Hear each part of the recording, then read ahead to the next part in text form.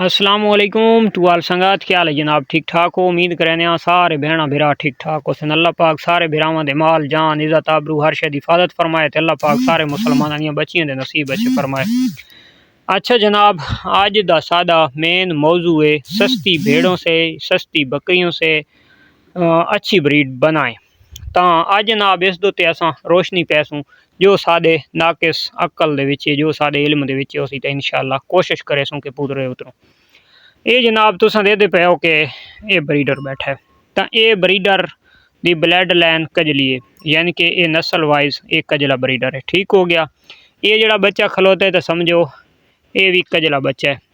ये जड़ा है तो ये भी निशाना दे चे, ये भी निशाना दे विच इनू लाखे 5 निशान अक्सां भाई लाखे निशाना दे चे मोटे निशान हैं। इनू छोटे निशान अक्सां ये 3 निशाना दे चे कान इस दे साफ हैं और होंटां दो होंठ दोते और अखीं दोते छोटा कजल है, तो ये कजले दी हो गई पहचान। उस तो बाद जनाब इसे दी ब्रीड आई है, तो ये जनाब सामने ये छोटी लेली बैठी है, तो ये इस दी नहीं है, लेकिन ये लाखे निशाना दे विच है क्योंकि ये थली दे विच क्रॉस थी के आंदी पई है। ये जड़ी है तो ये देसी कजली नॉर्मल जी भेड़ दे नाल ये बच्ची माशाल्लाह बनी बैठी है, लेकिन 3 महीना बाद ये भी यानी कि छोटे निशाना दे चे खूबसूरत निशाना दे विच कजले निशाना दे विच इसनू असां अक्सां कजली ब्रीड। ठीक हो गया। ये तुहाडे सामने बैठी है और बिल्कुल छोटे कजल दे विच खूबसूरत निशाना दे विच ये आ गई कजली ब्रीड। अच्छा बनावनी किंजे कि सादे जड़े दोस्त अहबाब फार्मिंग न्यू स्टार्ट करना चाहते हैं और इन्वेस्टमेंट उन्होंने कोल कम है, यानी कि उन्होंने कोल पैसा बहुत कम है और ब्रीड दुते ही फोकस करें कि सादे कोल ब्रीड भी अच्छी बन वने। तो अच्छी ब्रीड बनावन वास्ते जिथे तुसां भेड़ां परचेज करेंदे पे हो 10 तो कोशिश करो कि तुसां ब्रीडर एक अच्छा गिन गिनो। 10 दी याद होते 9 भेड़ां परचेज कर गिनो, ब्रीडर दुते तुसां कोशिश कर गिनो कि एक भेड़ आले होर अजाफी पैसे ला के एक ब्रीडर दे तुसां पहले रखे हुए एक ब्रीडर दे एक भेड़ दे यानी कि नाल ओदे पैसे रलैसो तो तुहाडे कोल ब्रीडर अच्छा बन वैसी। तो ब्रीडर दुते असल जिहड़ी फोकस है तो वो ब्रीडर दुते करनी है। जदों तुहाडे कोल ब्रीडर अच्छा होसी तो तुहाडी जनाब ब्रीड अच्छी बन वैसी एज ए मीट वास्ते। यानी कि हुण मैं एक छोटी जी नॉर्मल जी ब्रीड दुते गल करदा पिया तो वह है दमानी। अच्छा दमानी भेड़ हवाने वाले पासों बहुत खूबसूरत है, पूरी सारिया भेड़ां दे नस्लों के खूबसूरत है क्योंकि वह थान मोटा भी है और लंबा भी है और बहुत खूबसूरत भी है। ठीक हो गया। अच्छा वह फेस वाले पास भी यहाँ तो फेस बिल्कुल नहीं है, सिंपल फेस दे विच है। ओदे कन्ना वाले पास भी यहाँ तो कन है नहीं कोना मुंदरा टाइप है। ठीक है। तो उसकी अगर कम गल करा हाइट दी तो उसकी हाइट भी नॉर्मल है। ठीक हो गया। जी ओरिजिनल दमानी है तो उसे ओरिजिनल दमानी दुते अगर असां मुंदरे नू कन्वर्ट करते हैं उस दुते असां ब्रीडर पैने मुंदरा, क्योंकि होर तो दमानी दी अच्छी ब्रीड है नहीं। हाँ उस दे विच मीट वास्ते तुसां होर भी एक ब्रीड अच्छी बना सकते हो, तो वह तुसां क्रॉस करवानी है, यानी कि दुंबे नाल तुसां क्रॉस दमानी नू करवा सकते हो। सिर्फ जड़ा तो हाइट भी अच्छी आसी, लेंथ भी अच्छी आसी, जड़ियाँ मादियाँ बन सन मिल्क प्रोडक्शन भी अच्छी आसी। उस दे विच चेंजिंग इतनी आवनी है कि दुंबे दी लाट आउंदी है और जिस टाइम दुंबा दमानी दे नाल क्रॉस थी सी तो उसकी लाट भी कोना हो सी और फेस वाले पासे भी यहाँ तो यानी कि दुंबे दा भी सिंपल फेस और दमानी दा भी सिंपल फेस। उहदे विच यानी कि सिर्फ चेंजिंग 2 चीज़ां दी आंदी है, एक मीट दी और दूसरे नंबर दोते फेस दी हाइट दी आंदी है, और कोई उस चेंजिंग नहीं।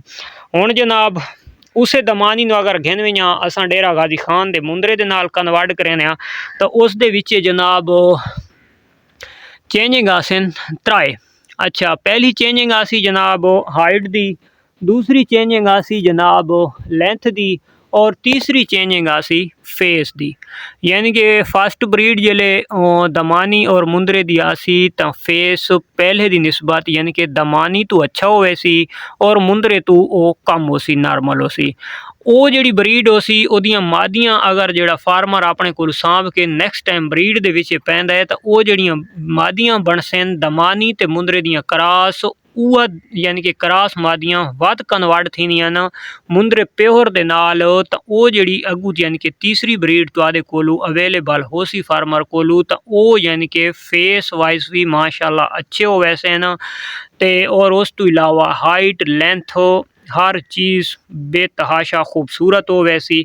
एक चीज़ होर दे विच वाज़े फ़र्क जिहड़ा सी और वो बहुत ज़बरदस्त फ़र्क है और ऐसे फ़र्क वास्ते हर फार्मर की ख्वाहिश होंदी है और हर फार्मर उस उत्ते ज़्यादातर फोकस करेंदा है मिल्क दे उत्ते, क्योंकि जिहड़ी मिल्क प्रोडक्शन हो सी वो यानी कि जिहड़ी क्रॉस दे विच हो सी वो मुंदरी जिहड़ी भेड़ हो सी उस दी निस्बत वो अच्छी थी वैसी, क्योंकि दामानी दा जिहड़ा मिल्क है वो मुंदरी भेड़ तो काफ़ी हद तक ज़्यादा अच्छी यानी कि मिल्क है। तो अगर वो जिहड़ा क्रॉस थी कि जानवर सी वो मुंदरे की निस्बत दे विच मिल्क वाले पासू भी फिट हो सी और जिहड़ा खासकर फार्मर यानी कि 3.5 या 4 लाख तो फार्म स्टार्ट करके वहदा पिए तो वह काफ़ी हद तक यानी कि फायदा थी वैसी सिर्फ ब्रीड दे विच, क्योंकि एक ज़्यादा 4 साल बाद 4 साल का प्रोसीजर है और 4 साल बाद उसके कोलू यानी कि दमानी तो कन्वर्ट थी के तो मुंदरा ओदी फार्म दे विच मौजूद हो वैसी अवेलेबल हो वैसी। तो यानी कि जिहड़ा दमानी का बच्चा यानी कि प्योर ब्रीड दे विच वो सेल करदा पिया फर्ज करो 15, 18, 20 हज़ार रुपया लास्ट है, यानी कि इस तो कम है, ज़्यादा नहीं है, मैं ज़्यादा दसांदा पिया। तो जिस टाइम वो क्रॉस थी कि गिया खलोतो सी मुंदरे दे विच तो ओदी 20 हज़ार रुपये तो स्टार्टिंग थी सी, जितना क्वालिटी वाइज बच्चा अच्छा थींदा वैसी उसकी प्राइस और वधदी वैसी, यानी कि 40, 35, 40, 45, 50 हज़ार तक मैक्सीमम वो पहुँच वैसी हर हाल दे विच।